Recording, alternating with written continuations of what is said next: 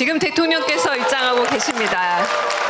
네, 환영하는 마음으로 우리 같이 자리에서 일어나서 큰 박수로 맞이해 주셨으면 합니다. 네, 대통령께서는 후보 시절부터 여러 번 광주를 찾으셨습니다. 그런데 이거 꼭 기억해 주셨으면 좋겠어요.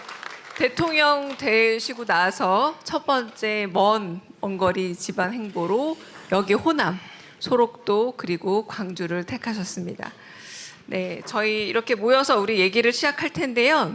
지금부터 호남의 마음을 듣다, 호남 곁으로, 호남 속으로 대통령과의 만남 시작해 보겠습니다. 어렵게 앉으셨지만 저희 또 국민의회가 있습니다.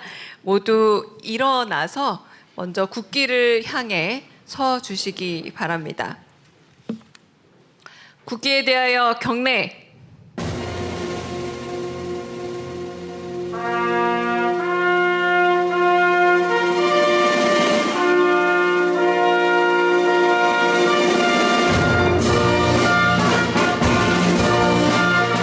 나는 자랑스러운 태극기 앞에 자유롭고 정의로운 대한민국의 무궁한 영광을 위하여 충성을 다할 것을 굳게 다짐합니다.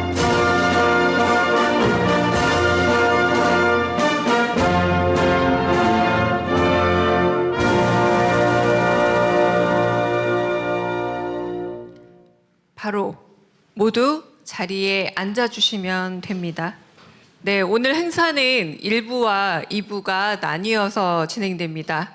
1부에서는 광주 군공항 이전에 대한 각 지방자치단체와 지역 주민들 의견을 듣고 치열한 토론 해보겠습니다.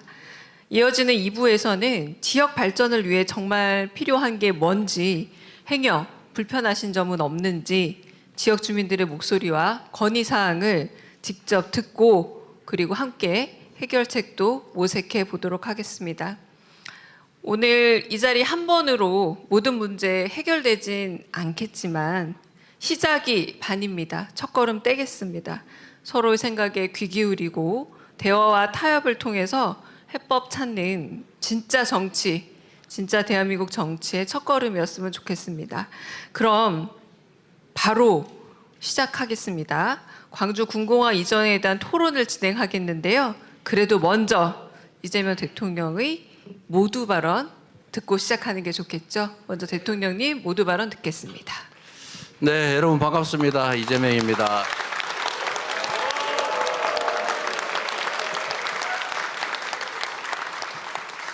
네, 좀 어색하죠? 네. 제가 그런 말씀을 자주 드렸는데 이 나라의 주인은 국민이고 모든 권력은 국민으로부터 나온다. 대통령 그러니까 엄청 높은 사람으로 생각하는 분들이 가끔씩 있던데 충직한 국민의 일꾼으로 제1 시민에 불과하다 말씀을 드립니다. 아까 들어올 때 보니까 저한테 막 저 갇혀가지고 고함 치는 분 있던데 이거 서 계셔도 되니까 들어오라고 하시죠. 우리 1차 토론 아까 보니까 뭐 무한 뭐 저거 하면서 여기 참사이었어요. 고함 치던 분 계시던데 마이크 줄 테니까 들어와서 말씀하시라고 하십시오. 일단은 제가 오늘 여기 여러분을 뵙고자 한 거는 일단은 제가 선거 때 다니면서 참 많은 말씀을 들었는데 그때 당시에 저한테 하고 싶은 말씀이 많았는데 사실은 뭐 이런저런 이유로 하시고 싶은 말씀을 제가 충분히 못 들은 게 있습니다. 그 말씀들을 오늘 2부에서는 자유롭게 좀 말씀을 좀 들어봤으면 싶고 제일 중요한 의제는 역시 광주 군공항, 광주 공항 이전 문제입니다.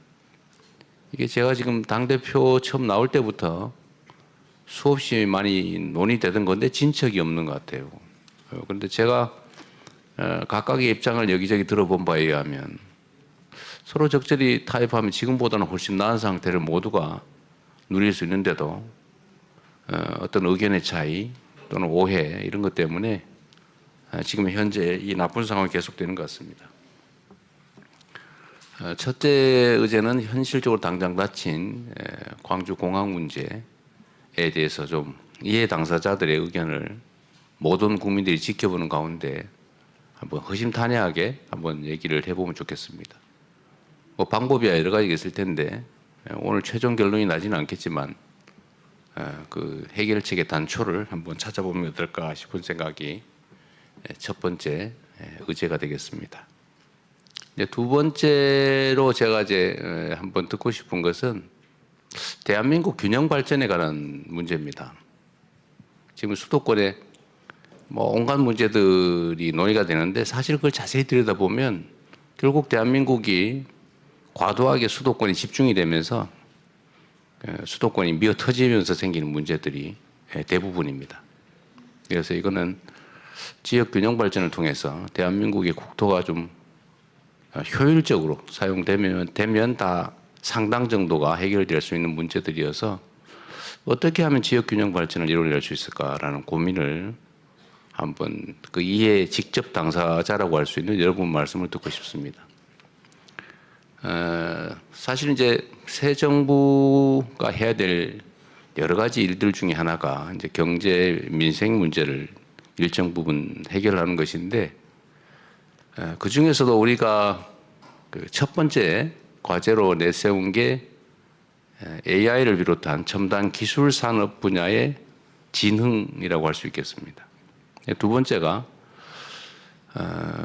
기후 위기 또 에너지 대전환이라고 하는 세계적 변화에 맞춰서 대한민국도 재생에너지 중심으로 대대적인 전환을 해야 되는데 이 서남 해안 중심으로 재생에너지의 보고이기도 하기 때문에 이 점을 어떻게 활용해서 지역 발전, 특히 남부 벨트의 진흥 또는 새로운 발전을 이뤄낼 수 있을까?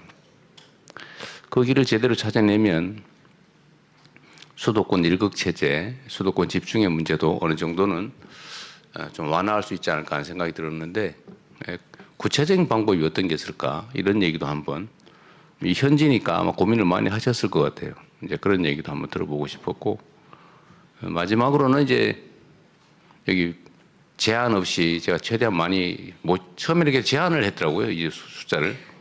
그래서 그러지 말고 오시고 싶은 분들 다 오셔서 하실 말씀을 좀 하시게 하자라고 했습니다. 우리가 삶에서 겪는 고통들이라고 하는 게 또 해결해야 될 과제라고 하는 게 뭐 지역별로 그리 큰 차이는 없는 것이어서 광주 전남에 우리 국민들께서는 어떤 생각을 가지고 계신지 자유롭게 한번 말씀을 나눠보고 싶었습니다. 그리고 전체적으로는 우리 대한민국 사회는 정말 전 세계가 인정하는 모범적인 선진 국가인데 최근에는 너무 이렇게 생각이 다르다는 이유로 적대시하고 또는 대결적이고 심하게는 상대를 제거하려고 하고 그래서 민주적인 토론보다는 적대적인 그런 문화들이 너무 심해졌다는 생각이 듭니다. 결국 우리는 5,200만 가까이 대한민국이라고 하는 하나의 공동체 속에서 함께 살아가는 이웃들인데 서로 의지하고 협력하면서 존재를 서로 인정하고 포용하고 또 힘을 합쳐서 또 난국을 타개해가는 공동체 구성원으로서의 공존의 삶을 살아야 되는데 그 새로운 방향을 한번 같이 모색해 보면 어떨까 이런 생각이 들었습니다. 특히 호남은 대한민국 민주주의의 본산이죠. 특히 광주는 이번 12월 3일부터 시작됐던 빛의 혁명의 어머니 같은 존재 아니겠습니까? 그래서 광주 호남에서부터 진정한 민주주의, 국민 주권은 어떻게 실현되어 갈 수 있는지를 한번 모범적으로 한번 찾아보자. 그런 차원에서 여러분들 함께 준비는 잘 안 됐는데 좀 난삽할 수도 있습니다. 네, 함께 대화해보자는 취지에서 갑자기 이런 자리를 마련했습니다. 연습한다 생각하시고 자유롭고 편하게 말씀을 해주시고요.